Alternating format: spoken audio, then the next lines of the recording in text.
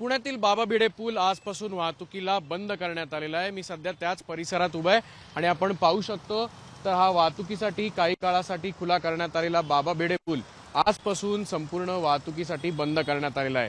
काही दिवसांपूर्वी गणेशोत्सवाला सुरुवात झाली होती आणि त्याच पार्श्वभूमीवर वाहतुकीसाठी हा पूल जो आहे तो खुला करण्यात आला होता। मात्र आता या ठिकाणी सुरू असलेल्या कामामुळे बाबा भिडे पूल जो आहे तो बंद करण्यात आलेला आहे। मध्यवर्ती भागापासून डेक्कन जिमखान्याच्या मेट्रो स्टेशन पर्यंत एका पादचारी पुलाचं काम या ठिकाणी सध्या सुरू आहे आणि त्याच कामानिमित्त हे काम लवकरात लवकर पूर्ण व्हावं यासाठी हा भिडे पूल जो आहे तो याच ठिकाणाहून खालून जात असलेले हा भिडे पूल जो आहे तो आता वाहतुकीसाठी बंद करण्यात आला आहे।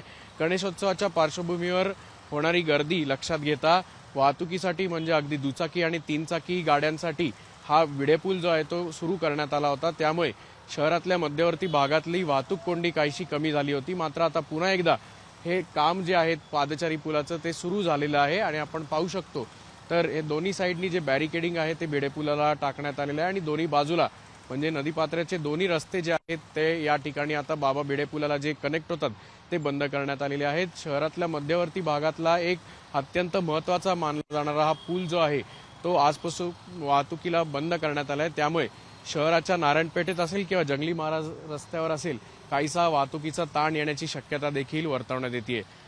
कॅमेरामन किरण काजेसह अक्षय बडवे, साम टीव्ही न्यूज, पुणे। आता isakal.com आहे देशातील नंबर 1 ची मराठी न्यूज वेबसाईट। प्रत्येक अपडेटसाठी isakal.com ला नक्की भेट द्या।